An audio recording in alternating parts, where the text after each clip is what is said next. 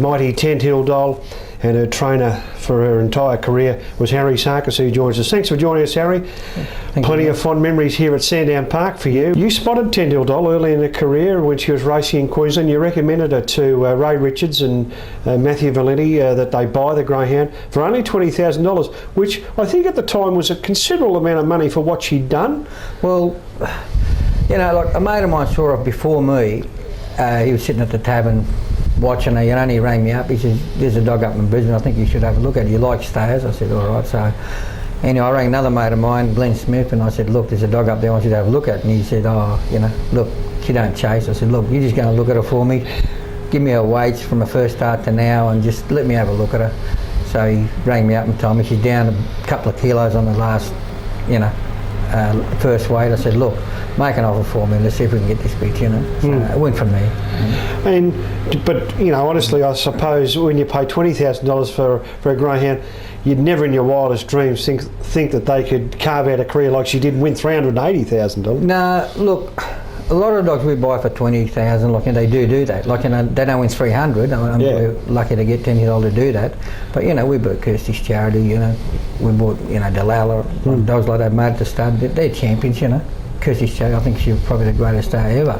People mightn't think so, but she'd give you 10 or 15 and run over the top of you. Gee, what a mighty run it was in the Australian Cup, Tenthill Doll. Yeah, it was a big run. The greyhound was leading us. Properteers that far in front, and he's running time up front. Just unheard of.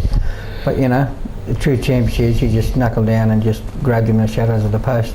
And the excitement of the night, it was a wonderful way to win an Australian Cup in that manner, Harry. Well, if you ever want to get an adrenaline rush, that race, the people who weren't here to see it missed a great race, and the dog that ran second, look, he was a great dog too. Unfortunately, he just met up with her, I think, twice in the Easter egg, and then she went over the top of him twice. But, at her peak, there was probably no dog in Australia would have matched strides with her at that time, Racing in the Cup, and Tenthill Doll on the outside away very fast, beginning quickly. Properteers goes to the lead. Tenthill Doll the outside on True Type as they turn to the back straight, and Properteers the leader, about 3 in front. Tenthill Doll up to second, a length back third would have been True Type. They were followed then by Sobbing Cell, then came Weeping Tom, a minute away came Assassin, one walking forward, and last Full of Talent off the back, and Properteers too clear. Tenthill Doll is starting to close, well clear over Weeping Tom. Properteers tackled by Tenthill Doll. Tenthill Doll gets up to win the Cup, a half-length Properteers, third Weeping Tom. She was a fantastic greyhound, a Hall of Fame, rightly so in the Australian Hall of Fame. She was in an absolute purple patch of her wonderful career.